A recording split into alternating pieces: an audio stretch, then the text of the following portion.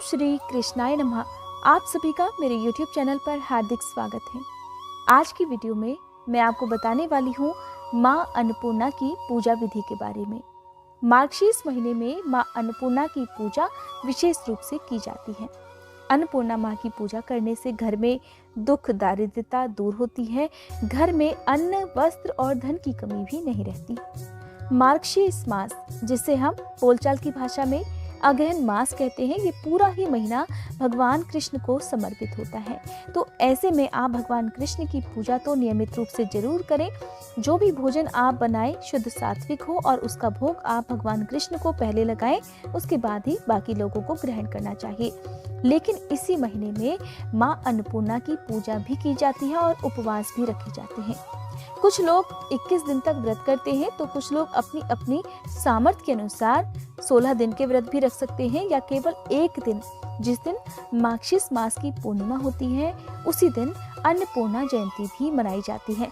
अगर आप 21 दिन के या 16 दिन के उपवास ना रख पाए, तो आप पूर्णिमा के दिन, अन्नपूर्णा जयंती के दिन आप उपवास रख सकते हैं।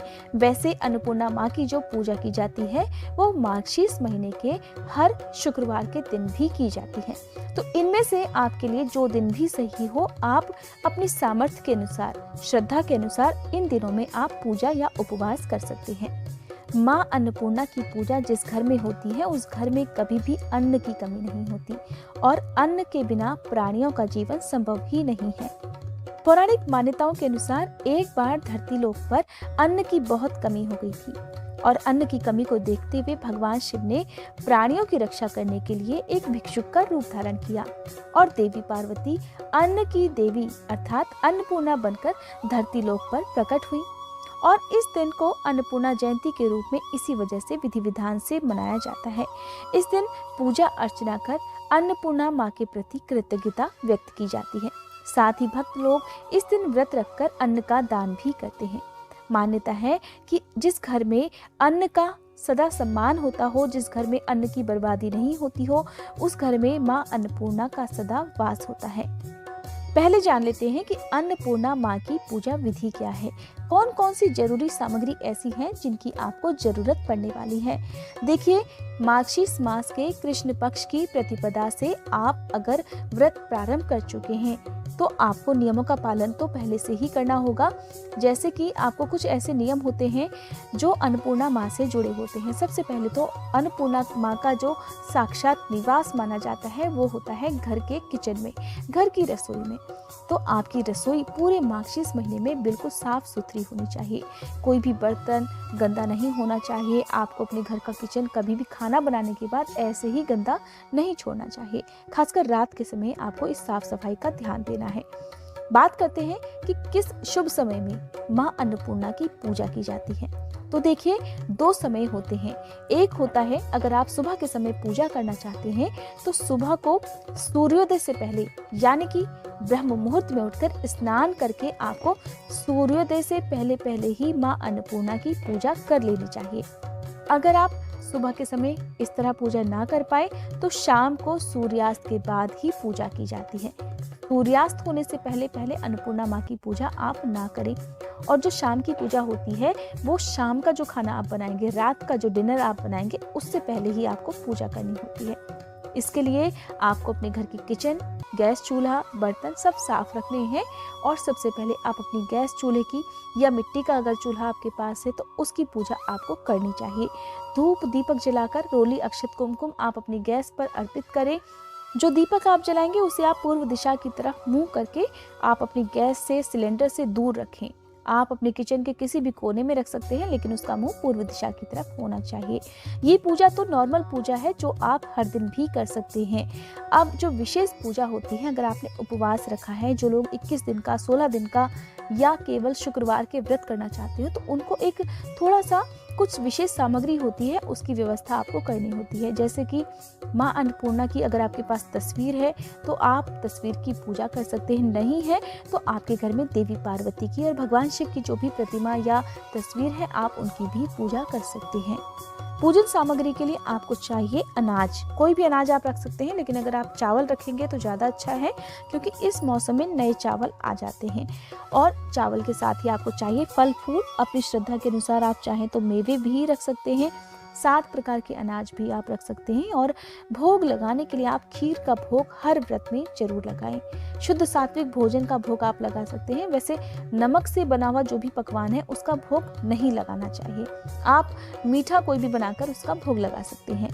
पूजा के लिए आपको चाहिए गांठों वाला धागा। अगर आपने 16 दिन के व्रत रखे हैं या जितने भी दिन के व्रत रखे हैं, आप एक धागे में, चाहे तो आप कलावा ले लें या कच्चा सूत ले लें, उस धागे में आपको उतनी ही गांठें लगानी होती हैं। चाहे आपने केवल 4 व्रत रखे हों या केवल एक भी व्रत रखा है, तो उतनी ही गांठ आपको उस धागे में लगानी होती है और उसे माँ अन्नपूर्णा के चरणों में अर्पित करना होता है। धूप, दीपक, लाल फूल भोग लगाने के लिए जो भी आपकी सामर्थ्य है, आप उन सबको पूजा करने से पहले स्थापित कर लें, रख लें और फिर ब्रह्म मुहूर्त में या शाम को जब भी आप करें तो स्नान करें, लाल या पीले रंग के वस्त्र धारण करें, एक आसन पर बैठकर आपको पूजा करनी चाहिए। आज के दिन जो सप्तधान होते हैं, आप उन्हें अलग अलग, जो मिट्टी के करवे होते हैं या फिर आपके घर में नए बर्तन हैं तो आप उनमें भी भर कर रख सकते हैं, या केवल एक कटोरी में, साफ धुली हुई कटोरी में आप अनाज भर कर रख लें और फिर उसे आप माँ अन्नपूर्णा के चरणों में अर्पित कर दें। एक विशेष विधि होती है। कहा जाता है कि जब भगवान शिव ने धरती लोक पर अन्न की कमी देखी तो एक भिक्षुक के रूप में उन्होंने अवतार लिया और देवी पार्वती ने अन्नपूर्णा माँ का अवतार धारण कर भिक्षुक बने महादेव को भिक्षा रूप में अनाज दिया। और ये अनाज उन्होंने, कहा जाता है, एक करछुल से दिया था। इसीलिए अन्नपूर्णा माँ की पूजा में करछुल का भी प्रयोग किया जाता है। तो एक बर्तन में आपने जिसमें भी चावल भरे हैं, उसमें आप इस करछुल को भरें और करछुल भरकर आप इसी करछुल से भगवान शिव के आगे जो भी चावल हैं या जो भी अनाज आपने पूजा में रखा है उसे अर्पित कर दें। अन्नपूर्णा माँ की पूजा में ये एक विशेष विधि होती है। अगर हो सके तो जो धान के पौधे होते हैं सूखे हुए, आजकल चावल निकाल लिए जाते हैं, तो उनके पौधों से आप एक मंडप भी बना सकते हैं। उस मंडप के नीचे ही आपको माँ अन्नपूर्णा और भगवान शिव की पूजा करनी चाहिए। एक चौकी पर आप सभी पूजन सामग्री रख लें, जो भी तस्वीर आपके पास है उसकी स्थापना कर लें, गंगा जल छिड़क कर पूजा कर लें और उसके बाद आप इस मंत्र का जाप करें, ह्रीं अन्नपूर्णाय नमः। इस मंत्र का जाप करें या फिर देवी अन्नपूर्णा के स्तोत्र का पाठ भी करना चाहिए। कहते हैं कि अन्नपूर्णा देवी स्तोत्र का पाठ माघशीस महीने में करने से कभी भी घर में धन की या अन्न की कमी नहीं रहती। अगर भरण पोषण की कमी है, जो लोग बड़ी मुश्किल से 2 वक्त का भोजन जुटा पाते हो, उन्हें देवी अन्नपूर्णा के स्तोत्र का पाठ करना चाहिए या सुनना चाहिए। इस पूजा में आपको बहुत ज़्यादा कुछ अलग से करने की ज़रूरत नहीं होती है, बस आप में अटूट श्रद्धा होनी चाहिए। आप पूजा करें और जो भी भोग में लगाने के लिए आपने बनाया है, चाहे वो खीर हो, हलवा हो, आप उसका भोग लगाएं और उसके बाद ही आप इसको प्रसाद रूप में अपने घर के सभी सदस्यों में बांटें और खुद भी ग्रहण करें। साथ ही देखिए, जब पूजा आप करते हैं तो आपको कुछ न कुछ दक्षिणा भी अनाज के साथ रखनी चाहिए, चाहे 1 रुपए का सिक्का ही आप क्यों ना रखें। तो हर शुक्रवार को आपको इसी तरह से पूजा करनी है। जो चावल आपने रखे हैं उनको हर शुक्रवार को आप इसी तरह से थोड़े थोड़े करके अर्पित करते जाएं और जब आखिरी शुक्रवार हो या फिर माघशीस पूर्णिमा का जो दिन होता है, उस दिन आप इन चावलों में से, चाहे तो आप सारे चावलों की खीर बना लें या आधे चावलों की आप खीर बना लें और उन्हीं में से आधे चावल का दान भी आप कर सकते हैं। इस पूरे ही महीने में आपको अनाज का दान करना चाहिए। आप अपनी सामर्थ्य के अनुसार अपने व्रत के दिन या फिर पूर्णिमा के दिन चावल का या 7 प्रकार के जो अनाज होते हैं उनका भी दान कर सकते हैं। कहते हैं अन्न का दान करने से माँ अन्नपूर्णा हमेशा अपने भक्तों पर प्रसन्न रहती हैं। पूजा करने के साथ ही आपको माँ अन्नपूर्णा की व्रत कथा भी जरूर सुननी चाहिए। अगर आप व्रत ना भी रख पाए तो भी माघशीस महीने में आप हर दिन या शुक्रवार के दिन और खासकर पूर्णिमा के दिन अन्नपूर्णा माँ की व्रत कथा जरूर सुने। जिस तरह से कोई भी पूजा पाठ बिना मंत्रों के या व्रत कथा के अधूरी मानी जाती है, उसी प्रकार अन्नपूर्णा माँ की ये कथा भी सुनना आप सबके लिए बहुत जरूरी है। अगर आप इस कथा को सुनना ही चाहते हैं तो आप मेरे चैनल पर भी माँ अन्नपूर्णा की कथा सुन सकते हैं। बहुत जल्द शुक्रवार से पहले ये कथा भी आपको मेरे चैनल पर मिल जाएगी। माघशीस महीने में आप जो भी भोजन बनाएं उसका भोग आप हर दिन अन्नपूर्णा माँ को जरूर लगाएं, उसके बाद ही आप लोग स्वयं ग्रहण करें। साथ ही जो भी भोजन आप बनाते हैं शुद्ध सात्विक हो तो आप भगवान कृष्ण को या फिर भगवान श्री हरि को भी जरूर लगाएं। जब आपके व्रतों की संख्या पूर्ण हो जाए यानी कि माघशीर पूर्णिमा के दिन आपको इन व्रतों का उद्यापन भी करना चाहिए। कुछ लोग शुक्रवार के दिन से माँ अन्नपूर्णा के व्रत भी प्रारंभ कर देते हैं, तो कम से कम 1 साल तक या फिर आप अपनी अपनी मन्नत के अनुसार, चाहे वो 51 की संख्या में हो, 101 व्रतों की संख्या हो, तो वो मन्नत की संख्या भी आपको अपने पहले दिन ही ले लेनी चाहिए। संकल्प जरूर लेना होता है और फिर जब आपके व्रतों की संख्या बाद में पूरी हो जाए तो आप एक निश्चित समय पर उद्यापन जरूर करें और उसके बाद आप चाहें तो दोबारा से अपने व्रत भी प्रारंभ कर सकते हैं।